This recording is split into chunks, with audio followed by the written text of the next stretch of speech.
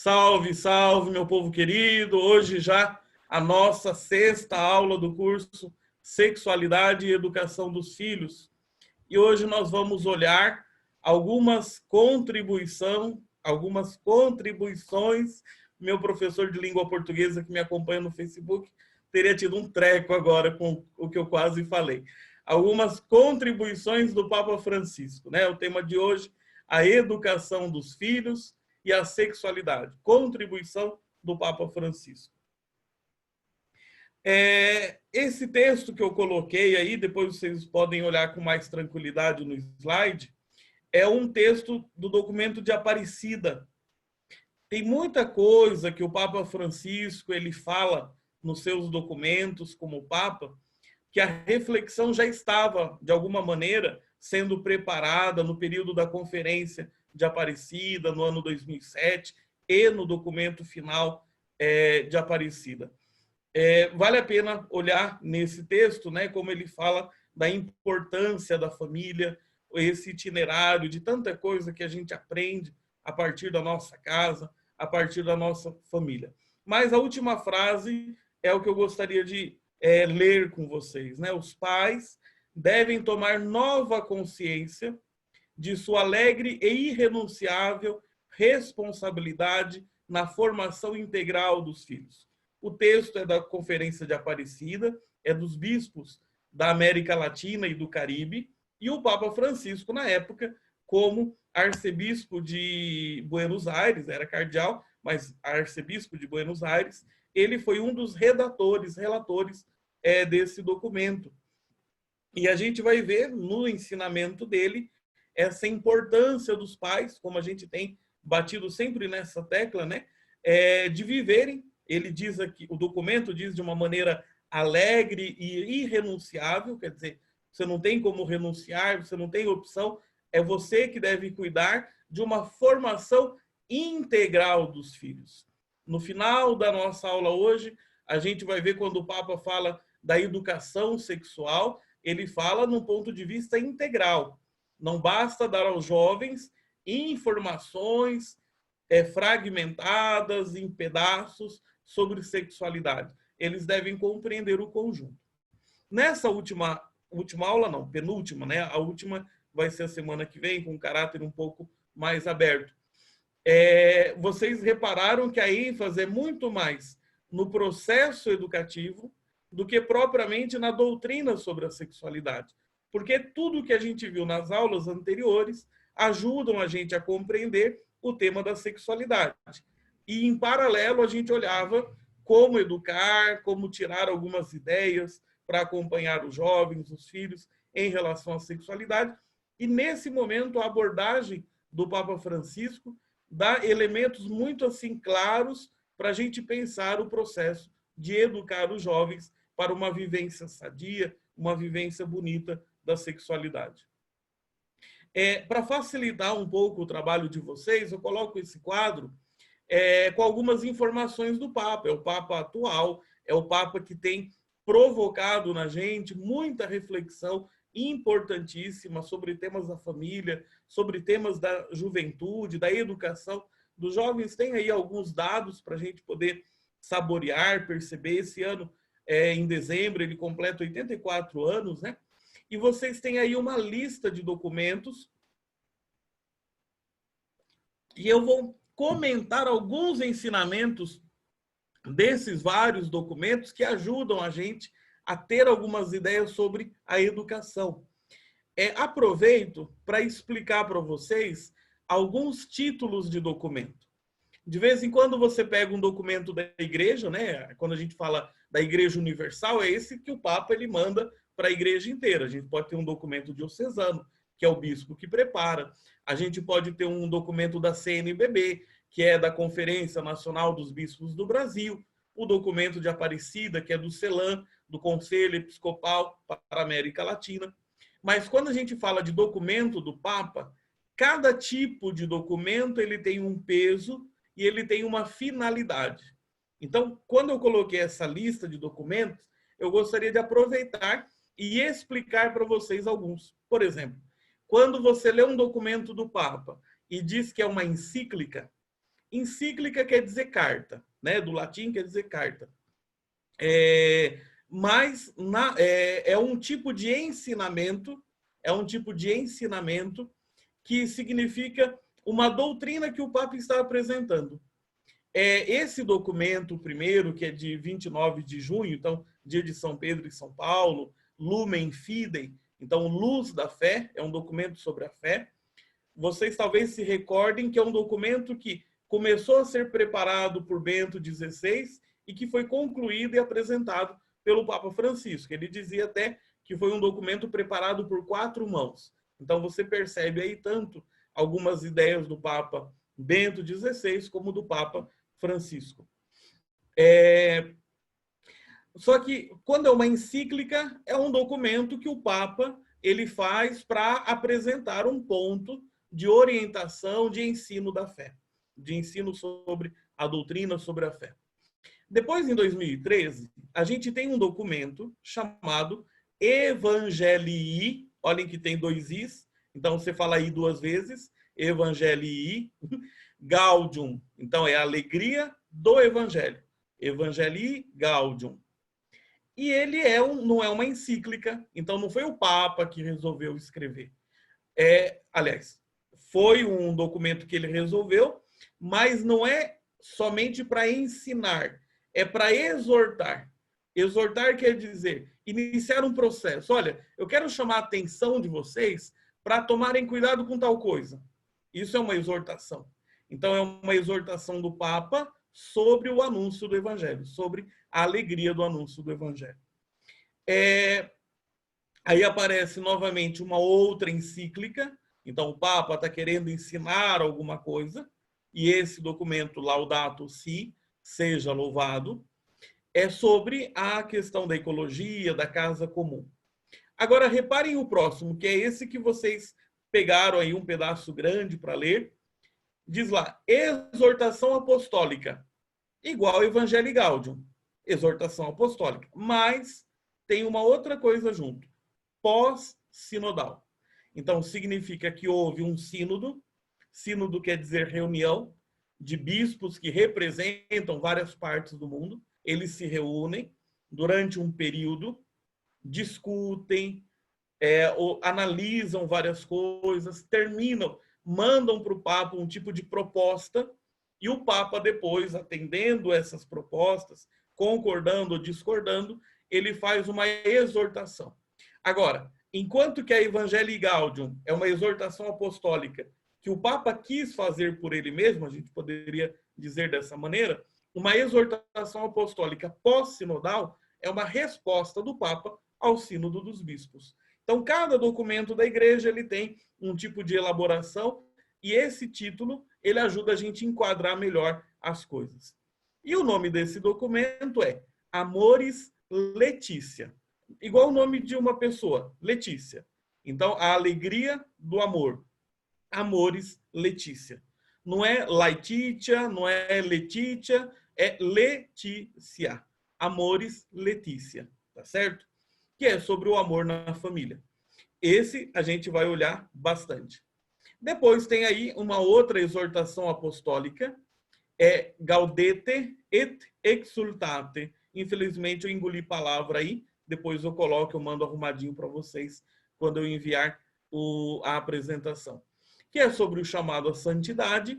E, finalmente, esse outro documento que vocês receberam um pouco dele para ler, que é uma exortação apostólica pós-sinodal, né, que foi sobre o sínodo dos jovens.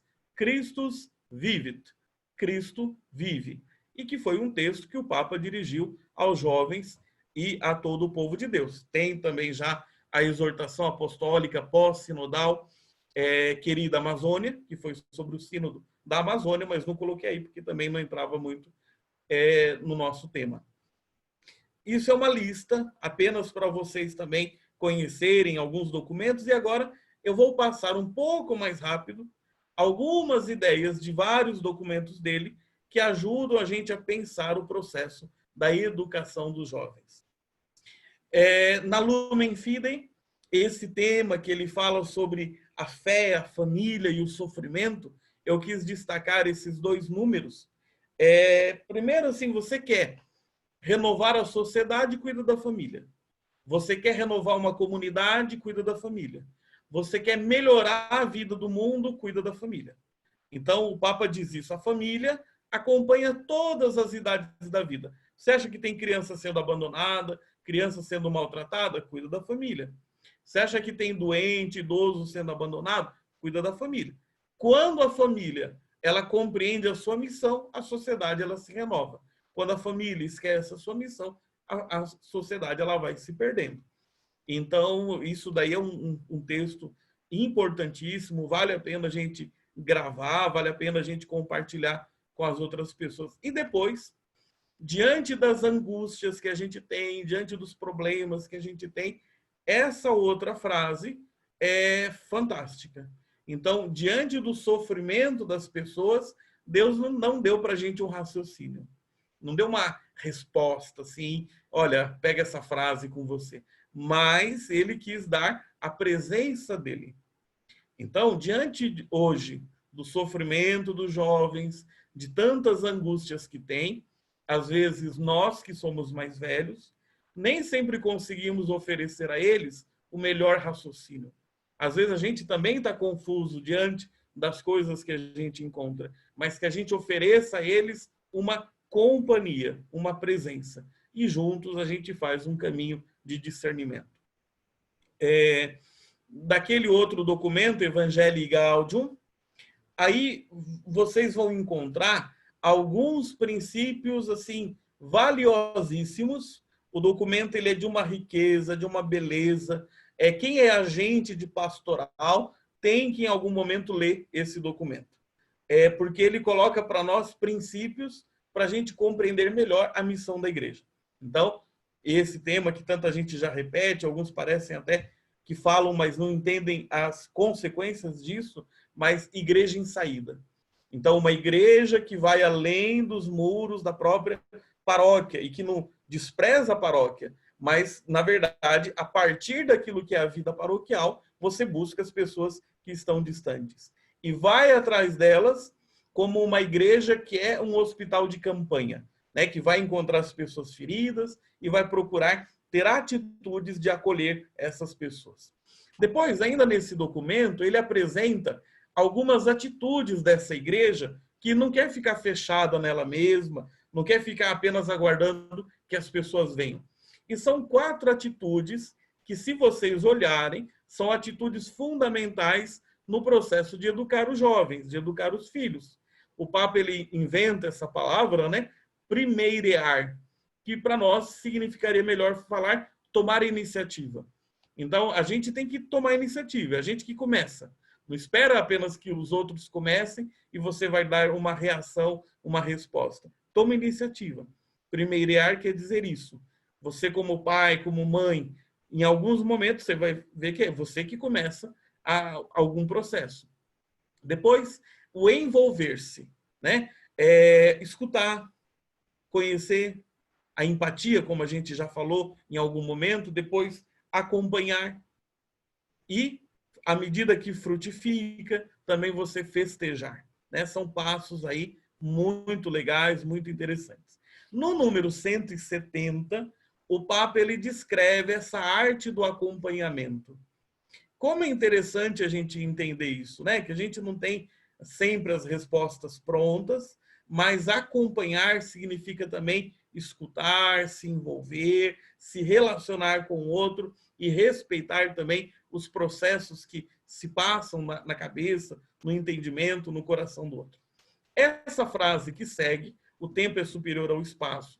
Se vocês leram a parte do texto que vocês tinham no material de apoio, ela reapareceu na Amoris Laetitia.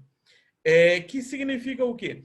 Muitas vezes, quando a gente quer evangelizar, quando a gente quer ver as coisas acontecerem, a gente já quer dominar tudo. Olha, eu tenho uma boa ideia, eu sei o que eu estou querendo, então agora eu vou arrebentar e o pessoal tem que me acompanhar nas ideias. E o Papa diz, não é bem assim. Muitas vezes você vai ter que iniciar processos. Nem sempre você vai ver toda a mudança. Então, o tempo é superior ao espaço. Toma cuidado para você não querer, mesmo tendo uma boa intenção, violentar a liberdade da outra pessoa. nem todo mundo entende do mesmo jeito, nem todo mundo consegue aderir às coisas da mesma maneira. Ó que exemplo engraçado a gente pensar. Quando você vê uma coisa nova que aparece na sociedade, você tem uma ideia nova na empresa, você tem uma ideia nova no seu ambiente de trabalho, apareceu um produto novo no mercado, seja como for, já identificaram um padrão de comportamento. No geral, na população, você vai ter 2,5% de pessoas que abraçam rapidinho, assim, falou que tem novidade, o pessoal abraçou. Mas esses que são que abraçam no primeiro momento, esse pessoal ninguém dá trela para eles, porque gostam de novidade, então ninguém vai junto. Mas quando já tem um outro grupo que equivale, se eu não me engano, uns 13%, que começam a abraçar, essas outras pessoas chamam a atenção. Então, você só consegue uma mudança no ambiente quando você consegue atingir mais ou menos 20%, um pouquinho mais daquele grupo todo. Então, os primeiros que abraçam, geralmente, são os que estão dispostos a abraçar qualquer coisa, mas nem sempre tem credibilidade na mudança. Mas é esse segundo grupo que começa a chamar a atenção do restante, e vão ter aqueles que só vão abraçar uma novidade depois que todo mundo já tiver engolido aquilo e eles não têm outra alternativa. Como que é importante a gente entender que dentro de um grupo, dentro da cabeça das pessoas, cada um tem tempos e ritmos diferentes para compreender a realidade. Isso é importantíssimo. Depois, uma outra coisa que o Papa fala, e que ele vai retomar quando ele fala da correção do filho, por exemplo, é a gente saber que a unidade é sempre maior que os conflitos. Ainda que a nossa insegurança tende a ressaltar demais os conflitos.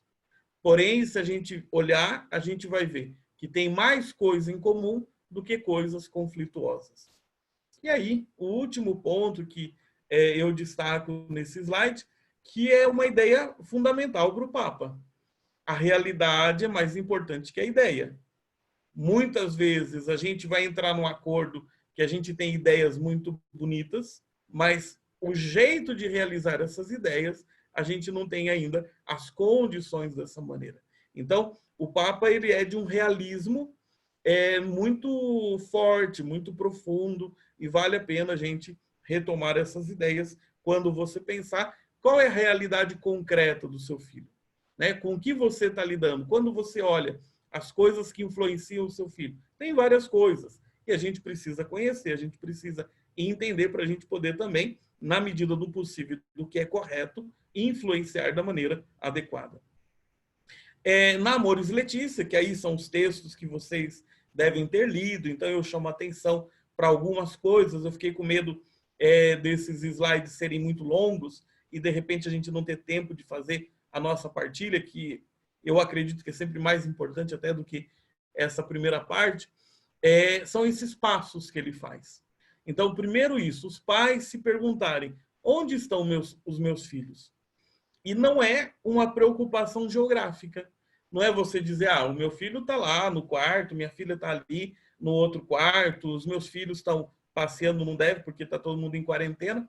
Não é saber onde eles estão geograficamente, mas conhecer o coração deles. Quais são os medos que eles têm, o que eles têm como expectativa. Tem coisa que vai estar na cabeça deles e que com muito esforço a gente vai conseguir identificar. Então o Papa diz, 2 cuidados. Não tenta invadir a consciência do seu filho, a intimidade dele, né? Essa invasão de alguém que está ali vigiando o tempo todo, mas também simplesmente deixar correndo solto não é uma coisa boa. E aí ele diz, isso eu tinha mencionado já um pouco antes, no processo de educar, o que conta? Interessa, acima de tudo, é você gerar nele processos de amadurecimento. Nem sempre vai ter aquela reação que a gente esperaria, né? Eu vou falar, aí se ele disser que entendeu, aí ele já mudou tudo e é assim, assim, assado. Então, essa forma linear. O Papa diz, talvez não vai funcionar dessa maneira. Agora, o importante é que você inicie, que você gere nele processos de reflexão, de amadurecimento sobre o quê? Sobre a liberdade, o último slide, ou o penúltimo slide, a gente vai retomar a ideia da liberdade. Liberdade não é fazer tudo que dá na telha. Eu posso fazer coisas que me dão na telha e que são por pressão de coisas que estão me atrapalhando, e então eu escolho, mas não estou sendo livre. Então, amadurecer para a liberdade não é amadurecer para fazer qualquer coisa que venha na cabeça.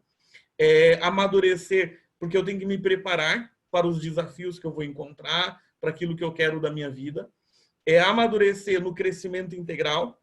A gente vai olhar em algum dos slides, quando ele fala de educação moral, já é no próximo, que significa também você gerenciar suas emoções. Então, não adianta você educar seu filho para ele ser um grande cientista, mas quando, de repente, ele recebe um não na primeira entrevista de emprego, a moça que ele está apaixonado não corresponde, ele não sabe o que fazer da própria vida. Então, crescimento integral, né? Olhar tudo aquilo que faz parte da nossa vida e a gente tentar gerenciar de uma maneira adequada. E aí, o cultivo de uma autêntica autonomia. Então, a autonomia não é anarquia. A autonomia não é não ter regra, não ter limite, não ter referência, mas eu saber colocar os limites certos. E nesse número 262, o Papa lembra, ninguém amadurece só porque o tempo passou. Pelo contrário, né? O amadurecimento ele tem a ver com coisas que vão nos provocando e a gente vai tentando dar uma resposta um pouco mais adequada. No tema sobre a formação ética dos filhos, então ele fala aí, isso que eu mencionava, a formação moral significa não apenas você ter padrões de comportamento, mas também conhecer e organizar os seus afetos, a gestão das emoções. Eu posso ser uma pessoa muito boa, mas se eu tenho um momento de descontrole com alguém, aquilo pode pôr a perder todo o caminho que eu tenho. E isso a gente tem visto como que às vezes uma pessoa filmada em 2, 3 segundos da vida dela de um certo descontrole revelam ou põe a perder todo o conjunto de uma vida, né? Pode revelar o que estava sempre escondido, mas como pode ser uma contradição, só que depois aquela pessoa só vai ser conhecida por aquele momento. Essa necessidade da educação da vontade, porque o tempo todo a mídia, a cultura de massa, ela faz a gente despertar para desejos, né? Você vira uma maquininha de desejar. E se a gente não aprender a colocar limites para a própria vontade, educar a própria vontade, a gente se perde. É muito normal que uma criança vá ao supermercado, ela fica, agora nesse momento não deve ir, fica em casa, mas fica vislumbrada com a quantidade de chocolate e o pessoal é danado, porque vai colocar doce, vai colocar a bolacha recheada na altura do olho da criança, né? E para realmente despertar na criança o desejo. Então, quanto mais você é criança, talvez seja difícil educar à vontade, mas à medida que amadurece, deve ter um pouco mais de controle sobre a própria vontade. E a formação de bons hábitos. A palavra hábito, ela tem uma etimologia, uma palavra que vem do latim, e ela significa aquilo que é meu. Vem do verbo habere, o que eu tenho como próprio. Por exemplo, é costume, quando a gente está junto, numa escola, na sala de aula, você se senta, a mesinha lá, na escrivaninha, abre seu livro, o professor está lá na frente, lá falando. Mas em casa, qual é o seu hábito de estudar? Como é que você estuda? O que é seu? Ah, não, eu prefiro estudar ouvindo música, eu prefiro estudar deitado na cama. Então, hábito é aquilo que é meu, né? Aquilo que eu organizo como experiência minha, mas eu preciso que esses hábitos eles sejam bons, que eles me ajudem, estejam em coerência com algum projeto de vida e tal. Nessa formação ética, desenvolver nos jovens o gosto pelo bem.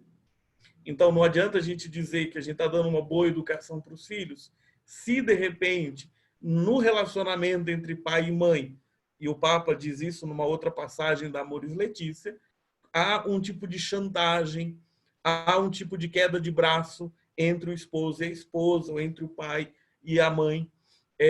Então, o que é desenvolver esse gosto pelo bem? Não é só pelo que a gente fala que é bom, mas por aquilo que a gente vive como bom. E o tema é do crescimento na virtude. A palavra virtude ela significa aquilo que é próprio da pessoa amadurecida, né? É a vivência de uma vida que ela chega a um ponto de organização tal, né? Isso é próprio do adulto. A virtude é aquilo que é de uma pessoa adulta. A palavra mesmo, ela é uma palavra que a gente já mencionou em alguma aula, ela é um pouco sexista. Virtude é próprio do vir, do varão, do macho, né? Mas a gente olha dentro de um contexto geral. Virtude significa uma pessoa humana desenvolvida, uma pessoa humana amadurecida. Ainda na Amoris Letícia, em algum momento em que o Papa ele fala da importância de você colocar limites para o seu filho, no momento em que você corrige. O que isso significa? Significa que o jovem, que o filho, ele tem que se sensibilizar em relação a alguma ação má que ele tenha feito. O Papa que não está dizendo para ninguém bater no filho, né? Não, mas também não está dizendo não bater. Então, não é questão da violência, Deus o livre, né? Tanto é que ele diz, olha, cuidado quando você vai corrigir seu filho e você trata seu filho como se fosse um inimigo. Cuidado quando você vai corrigir seu filho e parece que você está declarando guerra com seu filho. Cuidado quando você corrige o seu filho e você apenas está manifestando ira. Então, mostrar que ele agiu mal não significa demonstrar que vocês estão se tratando como se fossem inimigos. Agora, olha como, diante do erro dos jovens, é muito comum, às vezes, a gente tratar e cobrar deles o que a gente, no momento deles, a gente tenha feito igual. Então, a gente tem que tomar um grande cuidado com isso, né? Aí ele retoma aquela ideia, né, que a gente viu na Evangelii Gaudium, que a realidade prevalece sobre a ideia. Então, a necessidade de um realismo paciente. Então, conhecer, identificar a situação. Ele usa aqui a expressão da proporcionalidade. Então, você vai propor ao seu filho, à sua filha, uma forma de sacrifício, mas é proporcional à própria idade? Quando a gente fala de jejum, né? Na igreja, jejum é obrigatório a partir dos 18 anos. E veja que interessante. A igreja obriga, manda jejuar 2 vezes no ano. Se alguém quiser inventar mais vezes, tudo bem. Mas é para o adulto. Agora, alguém de 16 anos em diante, pode, deve ser incentivado, sim. Com menos anos, pode? Pode, conforme o que for fácil da pessoa entender. Então, não é que o sacrifício é igual para todo mundo, em toda idade, em todo momento da vida. O idoso, por exemplo, a partir de uma idade, ele fica dispensado do jejum. Então, há aí uma ideia de um sentido sobre a austeridade, mas que isso haja uma proporcionalidade sobre as condições da pessoa. E depois ele ainda reforça a necessidade de você apresentar os valores como referência. O valor não é uma prisão. Por exemplo, no Evangelho, o sábado, o descanso no sábado é um valor, mas é uma prisão.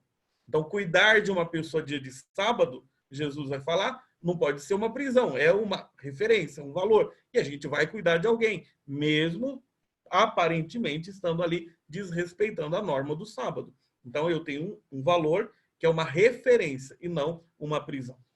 E é nesse ponto que ele retoma a ideia da vontade e da liberdade. A vontade é eu fazer aquilo que dentro de mim está me pedindo. Agora, a liberdade é eu me perguntar se isso que eu estou querendo fazer me traz o bem ou o mal. É o melhor para mim ou é o pior? Eu posso, por exemplo, fazer alguma coisa porque todos os meus colegas estão fazendo também, estou sendo movido pela minha vontade, estou. Mas se eu não me questiono se isso que eles estão fazendo vai me fazer bem ou não, eu estou agindo com a minha vontade, mas estou sob o domínio de outra pessoa. Quando os jovens, às vezes, reclamam muito que os pais pegam no pé, que os pais são muito exigentes, eu, às vezes, na conversa, eu falo, olha, mas e os seus colegas, como são? Se você agir um pouco diferente dos seus colegas, como é que eles te tratam? Às vezes você reclama do pai e da mãe que são mandões, mas o seu grupinho lá da escola também controla o teu comportamento. Então, vale a pena a gente refletir, às vezes, sobre esses elementos. A gente prossegue a vida familiar como um contexto educativo. Isso a gente já mencionou naquele texto que a gente falou sobre a Aparecida, que foi a abertura da aula de hoje. É na família que a gente aprende, né? A valorizar as coisas, a desenvolver a nossa liberdade. Eu gostei, não sei se vocês conseguiram ler, mas quando ele fala, né? Olha, o mundo hoje ele tem uma velocidade digital. Você manda a mensagem provavelmente chegou para outra pessoa. Se ela estiver conectada, chegou na hora. Agora, entre a gente, as coisas não funcionam nessa velocidade.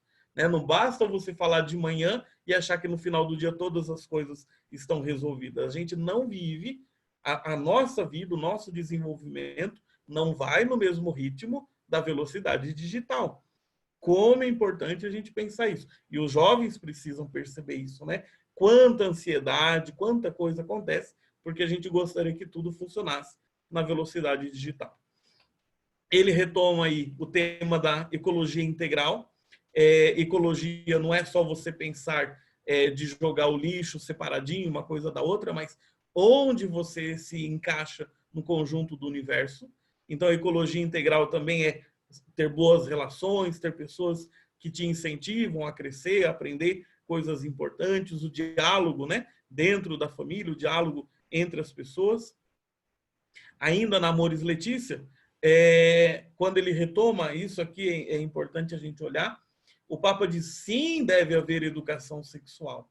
Né? E ele até falou, olha, o Vaticano II já apresentava a importância de uma educação sexual positiva e prudente. Agora, olha o que o Papa diz. Cuidado com a mera informação. Você tem que ajudar o seu filho a desenvolver um processo de maturidade e ter sentido crítico. O que muitas vezes acontece por aí é informação,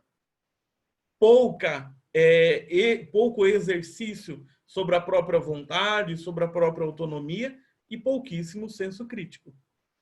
Ele menciona a importância do pudor sadio, né? Esse cuidado que você tem de resguardar a sua interioridade, né? E os pais devem tomar um certo cuidado também, né? Isso ele já tinha mencionado, não precisa ficar repetindo, né? Esse excesso de vigilância, às vezes você quer descobrir o que o outro tem na cabeça dele, né? Eu acho engraçado, às vezes, algumas mães, e vale a pena, mães e pais, né? Quando olham para os filhos e dizem, olha, se você aprontar alguma coisa, eu já estou sabendo. Mãe sempre sabe, né? Por que fazer isso se quando eles aprontam, os pais são os últimos que ficam sabendo?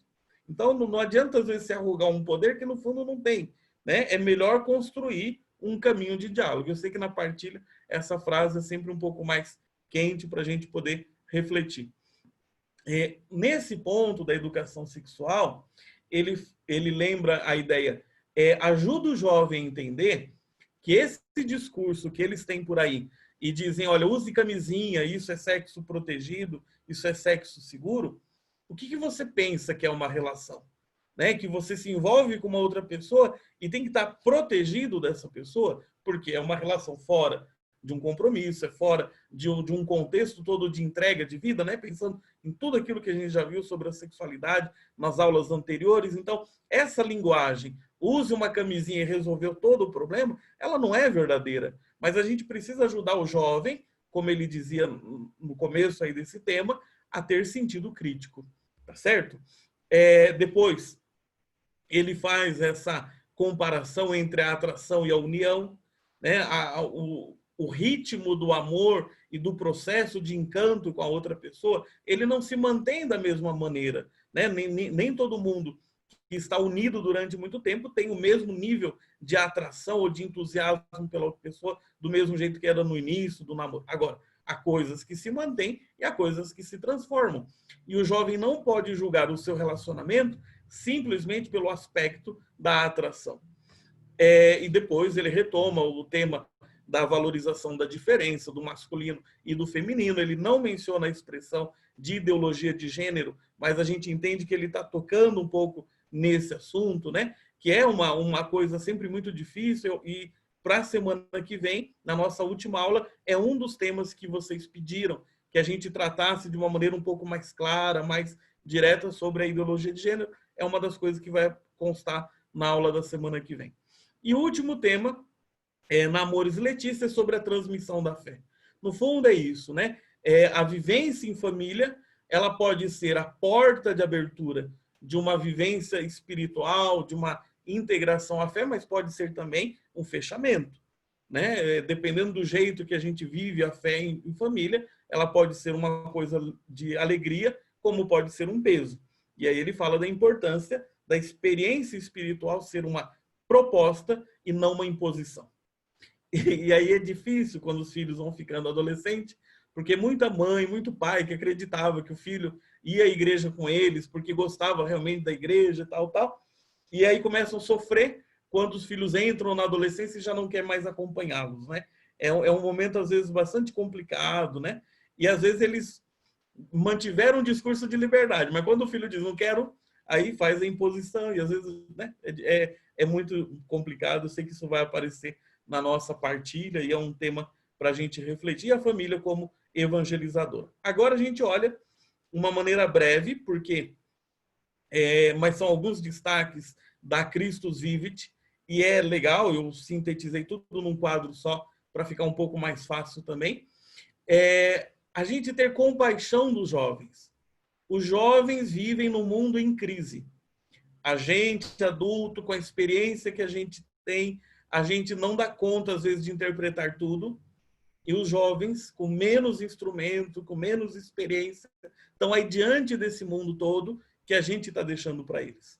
Então, ter um certo cuidado, e nessa experiência aqui, ele usa uma frase que ele já mencionou em outro momento, às vezes é somente com os olhos cheios de lágrima que a gente enxerga um pouco melhor as coisas. E ele fala dessa capacidade da gente conseguir chorar com eles também, né? Ninguém, se não chorar, vai poder dizer que realmente é mãe ou pai, né? O pai e a mãe se compadecem com a dor, com o sofrimento do filho. E é essa cultura que faz os jovens abraçar tanta novidade, mas eles ficam sem aquele instrumento de interpretar, de enfrentar as coisas que eles poderiam ter recebido das gerações mais velhas, como a gente viu na primeira aula em relação ao conflito entre gerações. Jovens marcados por feridas, buscas, e isso tudo você percebe no corpo, no desejo de redesenhar o corpo, de ressignificar o corpo. Ele não usa a expressão aí, cultura do descarte, por isso que eu coloco o asterístico, mas é uma ideia que aparece. A gente vive uma cultura que ensina a gente a descartar as coisas, a descartar as pessoas. Isso é motivo de ferida, de sofrimento nos jovens. A gente já viu isso, né, na primeira aula sobre os millennials, principalmente, o ambiente digital, os nativos digitais, o quanto isso é importante, faz parte do mundo dos jovens. Não basta você falar que não concorda com aquele youtuber ou aquela youtuber que são meio assim, assado.